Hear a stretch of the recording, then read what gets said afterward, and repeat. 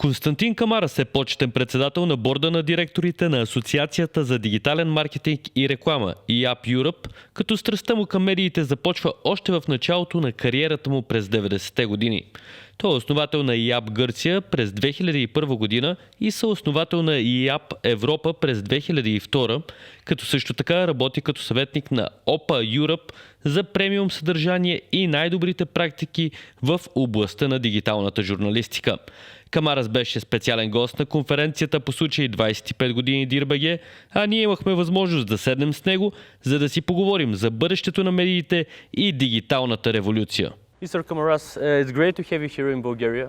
Thank you for being at the celebration of 25 years at Dir. I was really interested when you began your speech that you mentioned that in the beginning you were a newspaper manager. So now, so much years later, the world has changed so much with technology and everything, especially when it comes to media. But what hasn't changed?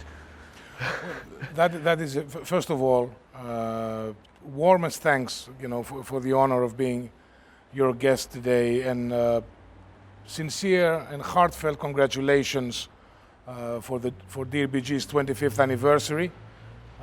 As I said inside, I think that quality news publishing in modern democratic societies is absolutely vital, and it's something that we should care about. And indeed, to answer your question, that would be the starting point. What has not changed from my days as an MBA student more than 30 years ago, doing a thesis in newspaper management and then going to work at what was then Greece's largest press group, is the importance of quality, credible, in-depth news to a democratic society, be it distributed on paper, in broadcast, or online.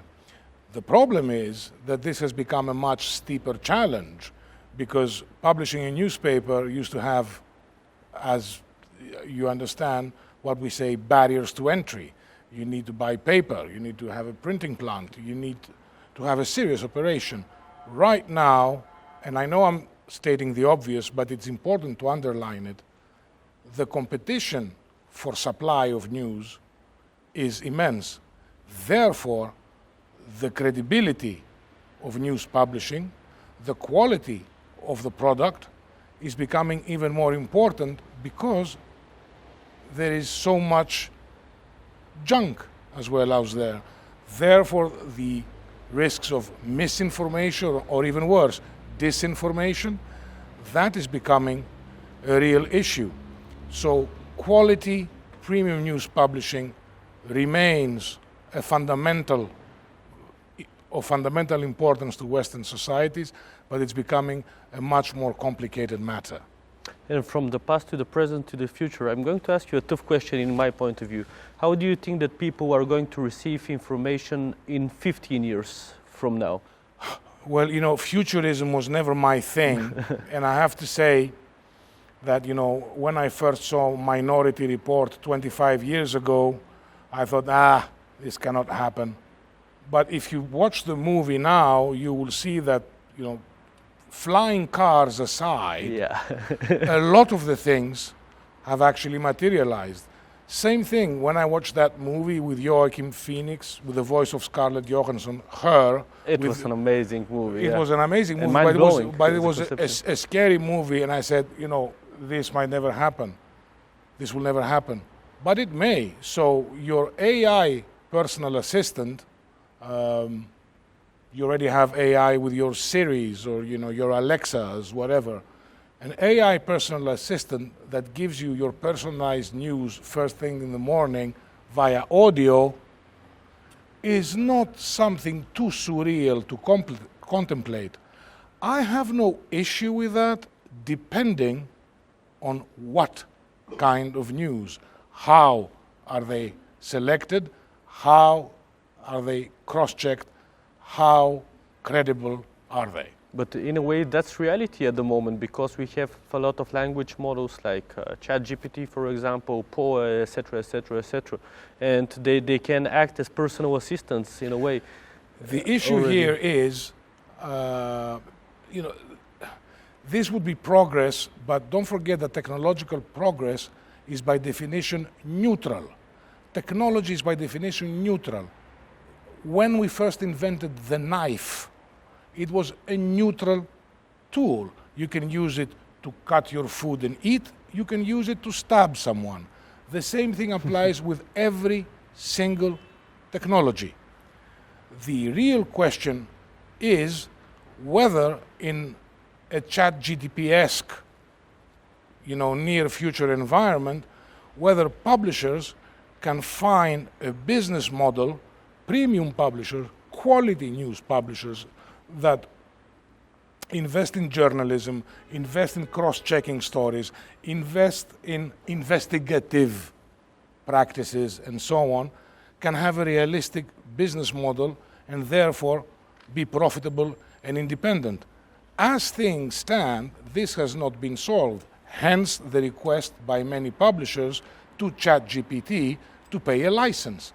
Chat GPT is using their content, they should be paying a license, one can argue. Yeah, same with text-to-image generators and etc., etc. Exactly. You talked at your speech about subscription, that it is something that is really important nowadays. How, if I'm a media outlet, how do I make people subscribe? Well, that's, I would say the $1 million question, only it is much more than $1 million. What you need to have is, towards a reasonably sizable audience, you need to have a unique selling proposition. Because in that sense, news, yes, is a product like any other product, but a special product. Which means your USP can be the content you produce, can be the user interface as well that you provide, and it can be the way that you're distributed. So there is the product, there's the pricing, there's the packaging, and there's the placement, the distribution. I always, being a romantic, err towards the side of content. So once you have that, then you need to consider how many people may be willing to pay for that and how much. It's a mathematical exercise. Sometimes it works, sometimes it doesn't. But this is where you start. And how important is it to test your audience in order to be successful business-wise? In terms of subscriptions, you mean? Yeah. Well, you do that usually with free trials. The way that premium publishers do it now is, in the past they would say, free for the first month and then you pay, which led to a lot of people signing up for the first month, and then when the month was over, you would get 98% canceling. So what publishers are doing now, saying, no, €1 for the first month, because they want that test audience. Yeah, sorry about that. I never thought I'd get arrested for saying that. Not yet. but it's the concept of 50 cents, of putting your hand in your pocket and giving it for 50 cents for 1 month. It's the gesture that might change the mentality. Yeah, that makes sense. Hopefully. That makes sense. And something that was very interesting to me, you mentioned that audio is the new video. So can you elaborate a bit more on that and tell us more about the headaches with monetization? Absolutely. Well, premium publishing historically comes from newspapers. So newspapers are a text medium that already had trouble, at the middle of the last century introducing photography. That was scandalous, introducing photography in newspapers. But right now, of course, we all understand that you move beyond text and you go into audiovisual content. Video was too ambitious and too optimistic a project. Audio is cheaper to produce, can be consumed in parallel with other activities, and it can be consumed outdoors as well more easily, especially in a post-pandemic environment where we all crave to be outdoors like we are now. Yeah, we do. Also, it appears to be very popular with Gen Zers. They like audio. Why? because they're too lazy to read, like my kids. Adolescents today that enjoy reading endless text are a minority.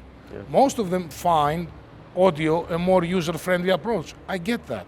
So that investment is very important. The monetization, though, is still a challenge. You still need to work either directly with your sponsorships or then go to a programmatic marketplace and know that this is going to be a long, hard effort. But it doesn't mean you shouldn't do it, especially if the costs are low, which means you're not breaking the bank. Yeah, yeah. And what are your thoughts on copyright directive? Copyright has been an issue that has been talked more and more about, especially lately with so many independent content creators. Well, I think the copyright directive does something very, very important, which is establishing a principle. And that same principle, which we say, it's against Google or against Facebook. No, it's establishing a principle that, content creators should be remunerated. That is going to be, by the way, useful when you come tomorrow to discussing AI models, because your foundation is that same principle. The only thing I'm saying, though, is that do not expect the money to be a life-changing thing, A, and B, get on with it. Because if we had used the endless hours we have had discussing the copyright directive into actually working on our products, we'll be already in a different place. So let's move on. Yeah, and YouTube and TikTok, you named them the mega musts. What kind of role do you think they will have in the future? Because they have a big role in the present with some target audiences as well. In the near term, I don't think this is likely to change. YouTube has a fantastic model, very well refined. Democratized. Most publishers are quite happy with it. They appreciate the reach, they appreciate the complementary audience, they appreciate the revenue share, they appreciate the fact that they are given the opportunity to sell their own time. And TikTok, even if there's no direct monetization avenue right now, you cannot afford not to be even slightly, even tentatively present at this. All the rest is optional. Okay, thank you so much, Mr. Kamaras. I You're hope more that than you welcome. enjoy your stay in Bulgaria. I was delighted to be with you today, and all the best for the next 25 years of Dir.bg. Likewise, all the best to you as well. Thank you.